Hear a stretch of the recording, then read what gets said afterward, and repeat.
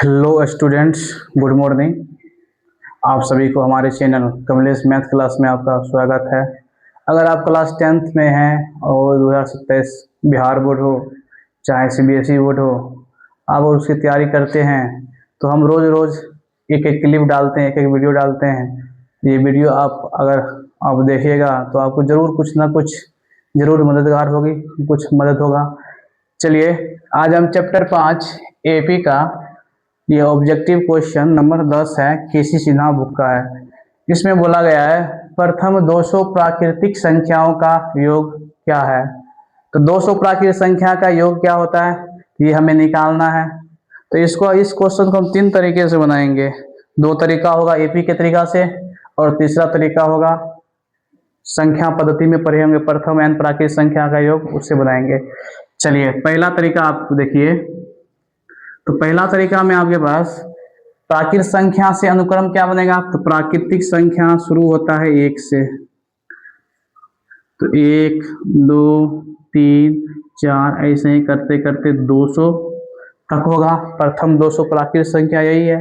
तो इससे आपके पास यहाँ पर पहला पद हो गया, पहला पद ये हो गया आपके पास 1। सारवंतर क्या होगा, सारवंतर डी कैसे निकालते हैं। तो अगला पद में से पिछला पद को क्या करते हैं, घटाते हैं। तो 2 में से 1 गया तो 1, 3 में से 2 गया 1, 4 में से 3 गया तो 1। इसका कॉमन डिफरेंस सारवंतर 1 होगा। और इसमें पदों की संख्या n 200 का रहा है तो 200। चलिए अब हम AP के योग का सूत्र लगाएंगे। AP के योग बराबर होता है SN बराबर होता है n/2 into 2a plus n-1 into d, यही होता है। तो n का वैल्यू रखेंगे 200 बट्टा 2 गुने 2 गुने a का मान 1 प्लस n का मान 200, 200 माइनस 1 d का मान 1 हो जाएगा 200 बट्टा 2 तो 100। ये हो जाएगा 2 इकाई 2, ये 200 में से गया तो 199 इकाई 199।